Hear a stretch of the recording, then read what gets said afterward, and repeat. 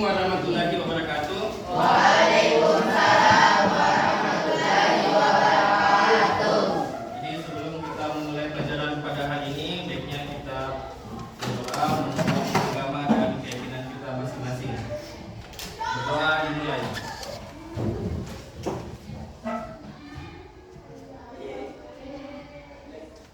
Selesai.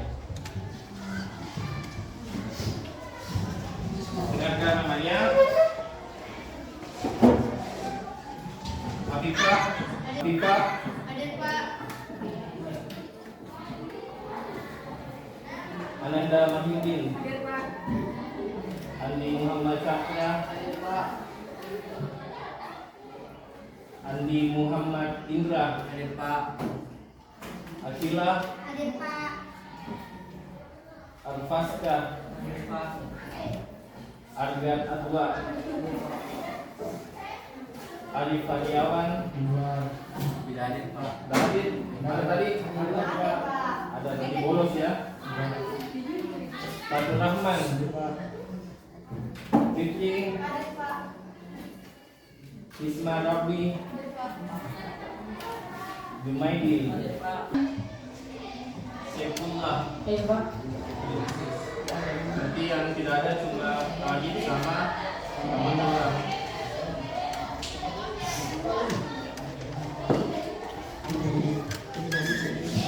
Oke, baik. Jadi ini merupakan pertemuan pertama ya. Pertemuan pertama kita di tahun ajaran baru ini. Jadi ini merupakan mata pelajaran baru, bukan informatika ya. Tapi ini adalah mata pelajaran coding dan kecerdasan artifisial. Pernah dengar? Pernah dengar? Tidak pernah dengar berita tebal kalau akan ada mata pelajaran baru? Tidak pernah baca berita ya? Nah, jadi tahun 2025 itu ada mata pelajaran baru yang namanya coding dan kecerdasan artifisial. Kalau coding pernah dengar tidak? Coding.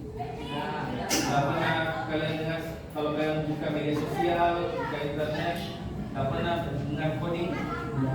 Tidak. Kalau kecerdasan artifisial, tidak juga. Kalau saya sebut AI,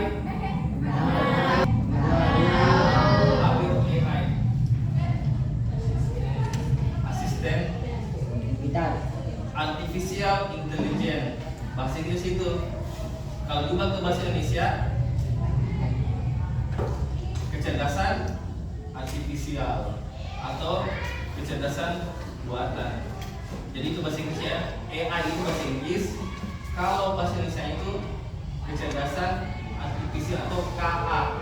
Makanya singkatan dari mata pelajaran ini adalah coding dan kecerdasan artifisial atau KKA. Nah, jadi ini adalah mata pelajaran baru untuk kelas 7. Kelas 7 dulu. Nanti kalau sudah akan berjenjang sampai kelas 9. Jadi materinya tidak jauh-jauh dari informatika ya. Nah, udah pernah dengar coding? Belum pernah ya? Belum pernah. Coding itu ibarat seperti ini. Pernah ada punya teman di luar Sulawesi? Ada punya teman? Coba kamu bicara sama temanmu yang di luar Pulau Sulawesi yang bukan orang Bugis, kau pakai bahasa Bugis. Dia paham tidak? Tidak. Terus kalian kalau komunikasi pakai bahasa apa? Bahasa Indonesia. Bahasa Indonesia? Dia paham? Tapi kalau kau pakai bahasa Bugis? Tidak. Paham kau? Nah, sama. Coding itu adalah bahasa yang bisa dipahami oleh apa kira-kira? Coding. Oleh apa? Paham ya coding? Ada pertanyaan? Ada pertanyaan sebelum kita ke materi? Tidak ada? Ada pertanyaan seputar mata pelajaran ini, coding dan kecerdasan artifisial? Tidak ada pertanyaan? Tidak ada? Oke, kita lihat berpikir komputasional. Kira-kira apa itu berpikir komputasional?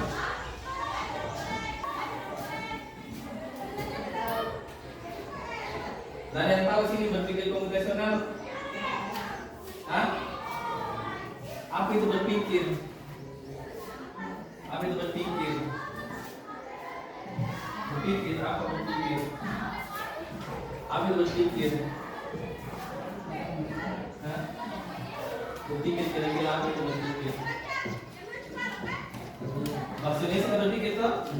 Ya apa itu? Bisa ada yang jabarkan apa itu berpikir? Ada yang pada berpikir? Ada? Ya apa itu? Berpikir apa itu berpikir? Gimana berpikir? Mana berpikir sebelah? Ya apa itu berpikir? Mengingat-ingat sesuatu, apalagi pernah tidak suatu kondisi kalian harus berpikir kira-kira apa? Bilang barang itu mengingat toh? Ya mengingat itu berpikir toh, mengingat berpikir kemarin saya melakukan apa, ingat-ingat toh, berpikir juga itu apa? Kenapa? Apa Indra berpikir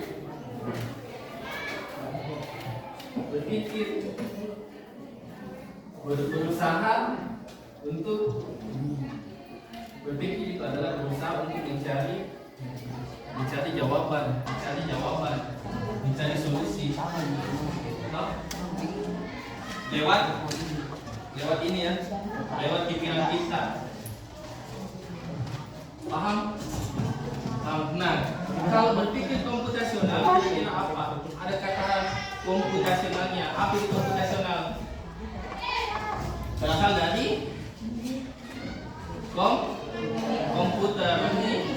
Berpikir komputer. Apa maksudnya itu berpikir komputer? Apa maksudnya? Ada yang bisa berpikir komputasional itu kira apa?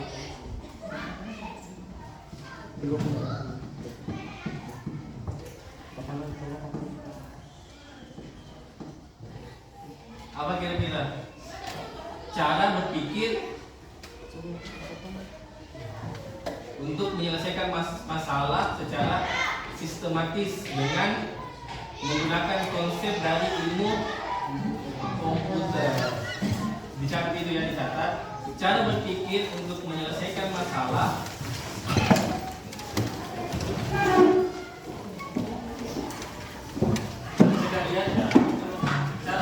untuk menyelesaikan masalah secara sistematis menggunakan konsep dari ilmu komputer.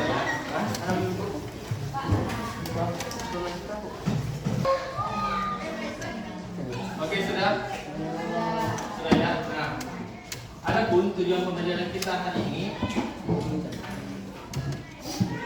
yaitu bagaimana kalian mampu menjelaskan konsep dasar berpikir komputasional sebagai metode penyelesaian masalah. Jadi menyelesaikan masalah dengan menggunakan metode berpikir komputasional atau berpikir secara menggunakan ilmu komputer, gitu ya. Kemudian mengidentifikasi komponen-komponen berpikir komputasional ada 4: dekomposisi, pola, abstraksi, dan algoritma.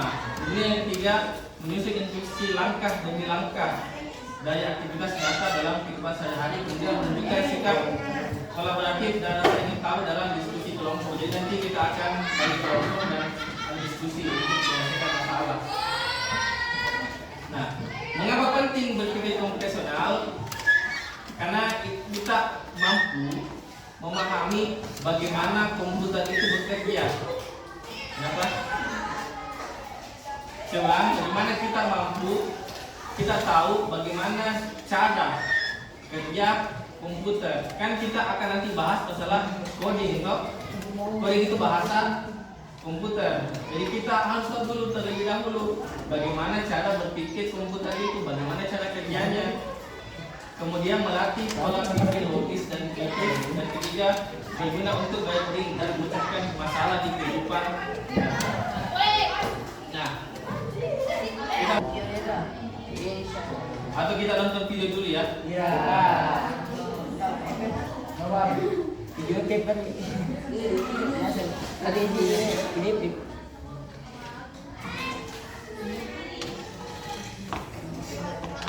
Dari sini selalu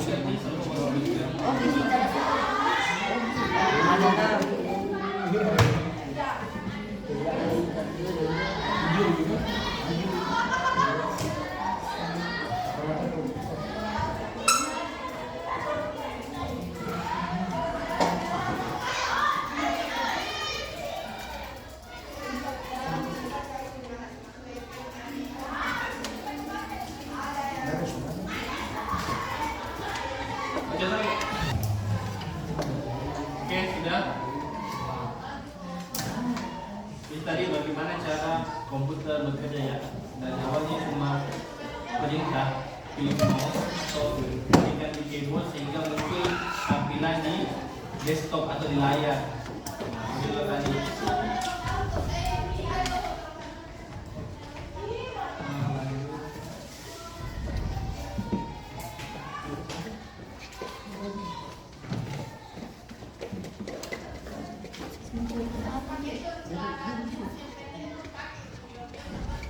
Oke, bagaimana sudah paham ya bagaimana cara komputer bekerja?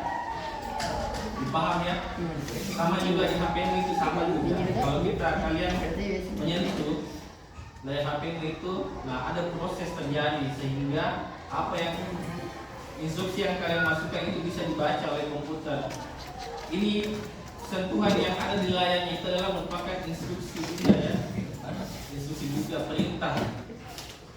Kalian perintahkan mengklik yang di sini, nah dia akan memproses dan menampilkan apa yang kalian pilih.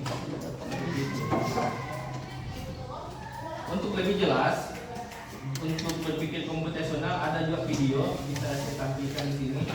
Masih ada yang video. Ini tadi kan tentang cara berpikir, cara komputer bekerja ya. Kalau ini tentang berpikir komputasional ya atau computational thinking.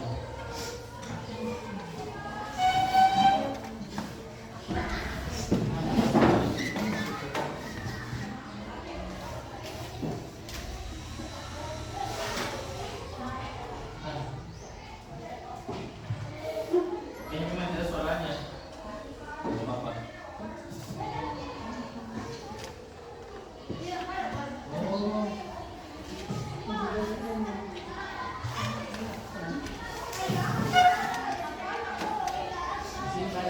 Biar di sini suaranya tinggal.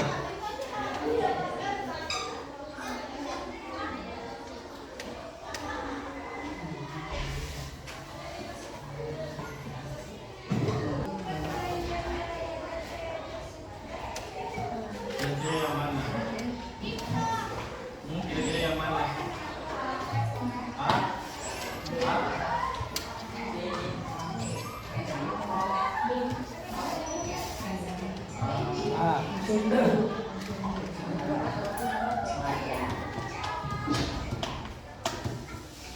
Apa kira-kira jawabannya? Jawabannya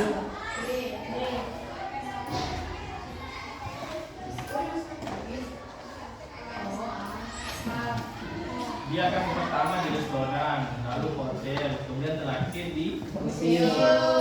Bukan apa yang terakhir? Museum toh? ya. Ada juga B.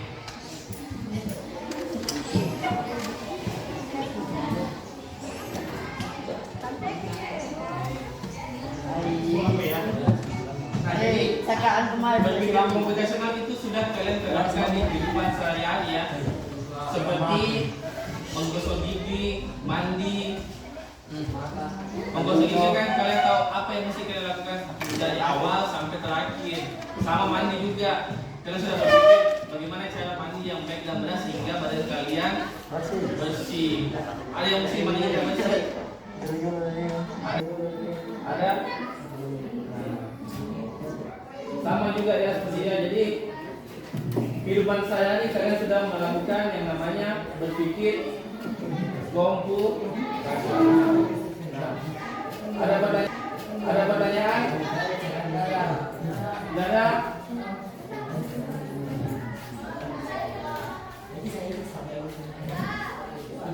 Kalau tidak ada, kita akan ke contoh ya, contoh algoritma. Ini adalah membuat roti bakar. Apa yang mesti yang awal kita lakukan? Siapkan roti, siapkan mentega dan alat. Lengkapkan alatnya, lengkap bahannya. Oleskan mentega pada nyalakan pemanggang, letakkan roti di atas pemanggang. Tunggu hingga roti berwarna kecoklatan. Angkat roti dan panggung pemanggang dan sajikan. Ini contoh yang lengkap ya. Sangat lengkap ya. Dari awal sampai akhir. Bahan-bahannya semua digunakan. Tidak ada alat yang dipakai. Tidak ada alat yang tiba-tiba muncul di pertengahan. Tidak ada. Dan terakhir disajikan, rotinya sudah diterbakar dan bisa digunakan. Ini merupakan contoh algoritma ya, atau membuat sebuah langkah-langkah.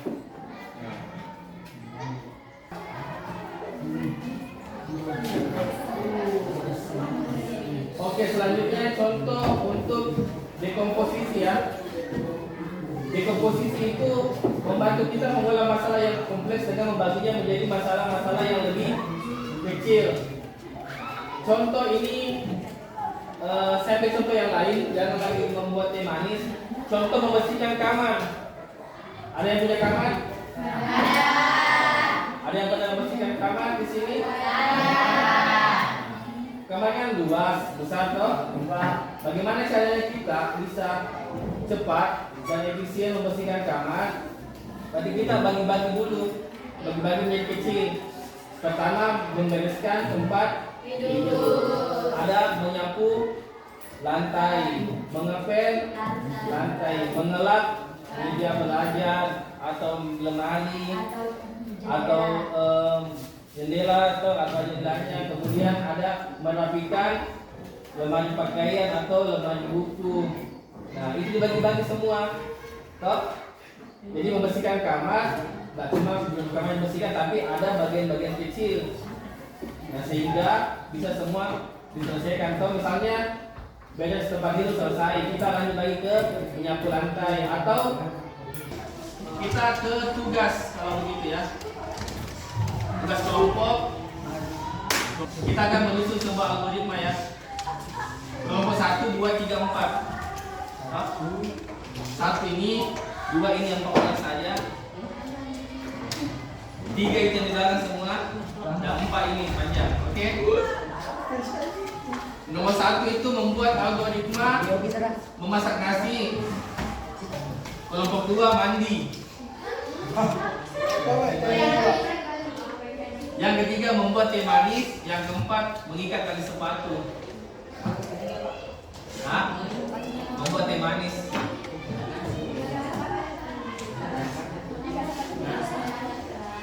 Memasak nasi, oke? Memasak nasi pakai rice cooker nah? Ya, pakai rice cooker. Atau pakai kompor? Bagaimana?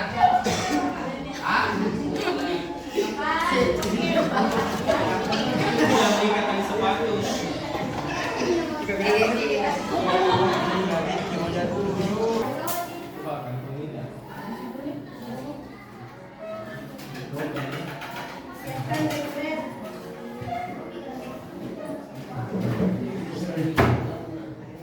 Oke, bagaimana? Sudah selesai kelompok 4 sudah? Kelompok 3 membuat teh manis, mandi, memasak nasi.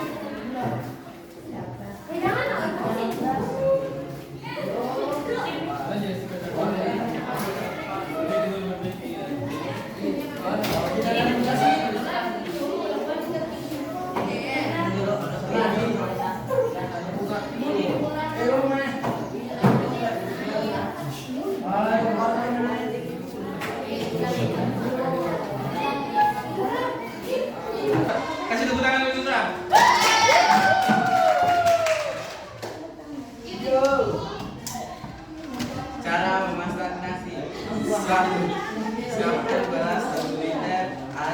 beras cooker. 2. Lalu cuci beras 3 kali. 3. Masukkan beras ke rice cooker lalu nyalakan rice cooker. Tambahkan air sesuai dengan beras yang mau dimasak, tunggu hingga masak dan sajikan. Asik. Pulang dulu.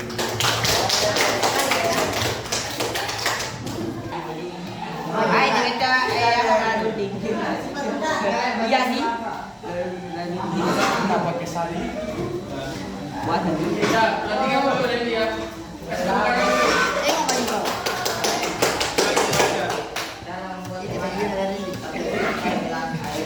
Ada di tengah juga.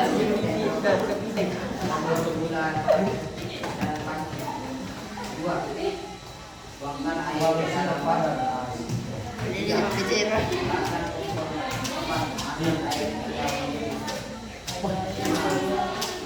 Cakap apa cakap?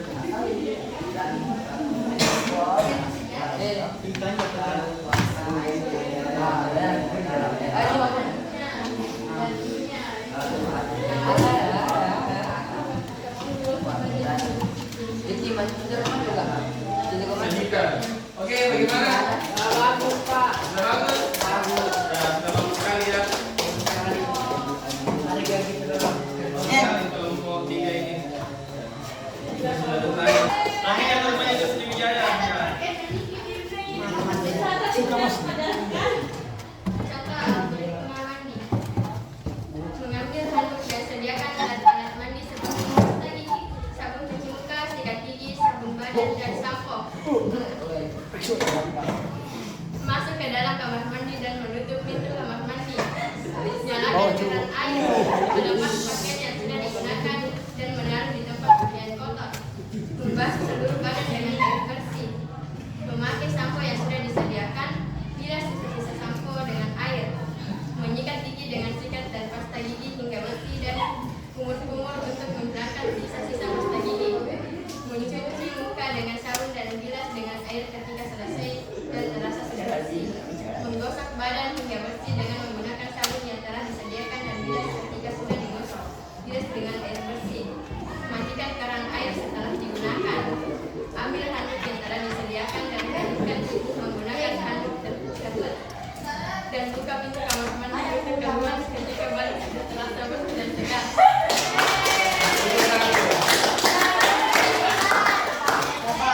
Kamu udah mulai disiksa. Bagaimana? Sudah bagus? Mantap ya? Apaan? Tutup pintu. Kamar mandi langsung. Langsung nambah. Sampai menutup pintu dan membuka pintu juga dijelaskan ya. Jangan sampai kalian mandi buka pintu ya. Ada sih ada yang mandi pintu bukan ada tuh. Sangat penting. Sangat penting itu membuka pintu kamar mandi ya. Sepatu. Jangan sampai ada yang lihat tiba-tiba.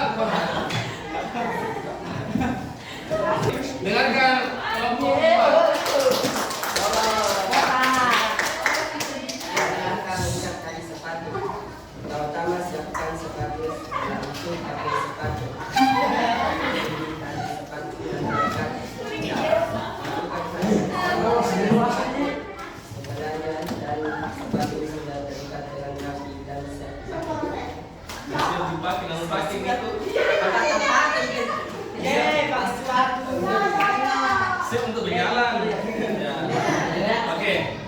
Tepuk tangan dulu. Di situ mungkin lebih jelas. Ada yang mau tambahkan? Kelompok 4, ada yang mau tambahkan? Ada yang mau tambahkan? Ya, apa kira-kira yang kurang di situ? Nalupay pa ako sa Dina.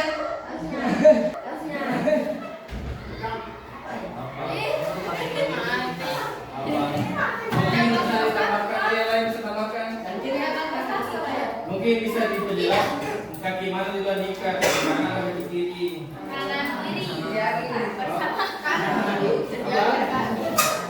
Yang baiknya kita pakai sepatu dulu dahulu kan, sebelah kanan dulu baru sebelah kiri. Seperti itu ya. Oke, tepuk tangan kelasnya.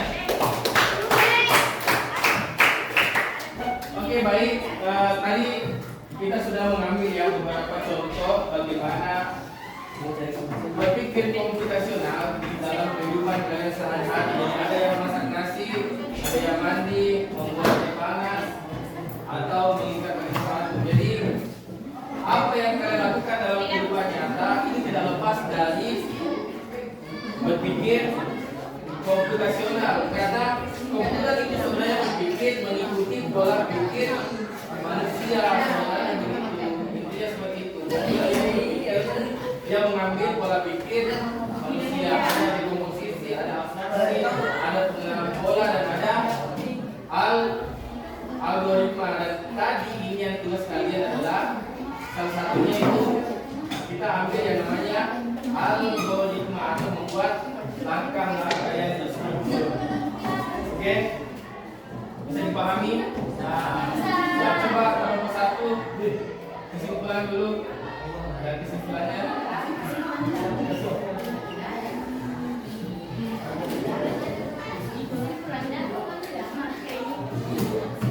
dari kesimpulan nomor 2 dari kita ini tentang pelajaran hari ini, bagaimana berpikir komputasional itu di kehidupan sehari-hari. Ya. Bagaimana kira-kira? Ternyata kalian sudah menerapkannya dalam kehidupan sehari-hari, seperti dekomposisi itu memilih hal-hal yang kecil dari hal-hal yang besar, atau pola, atau abstraksi. Abstraksi itu dua hal-hal yang kecil kita dulukan yang penting, atau algoritma menyusun langkah-langkah. Ada yang bisa? Ada yang bisa? Kelompok 3, kelompok 4, satu orang nggak ada. Oh ya, coba pipa ya. Berdiri. Biar kelihatan di kamera.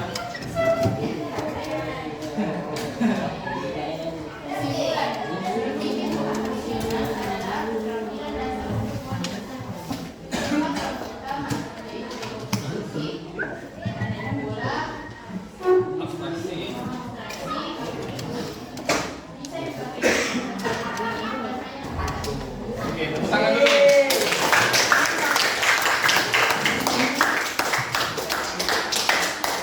Oke, baik.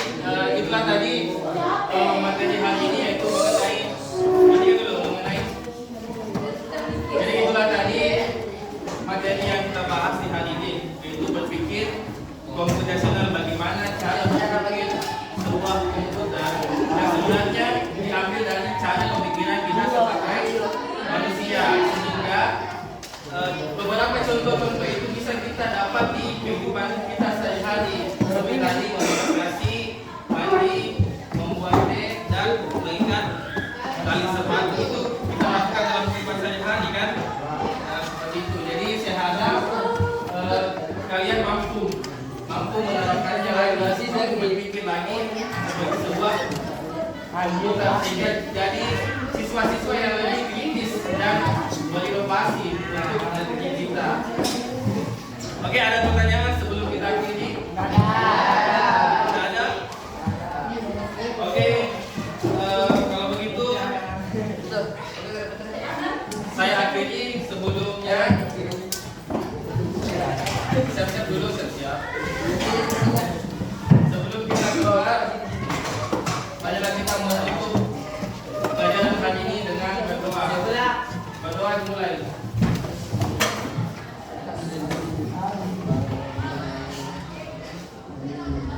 Berdoa selesai.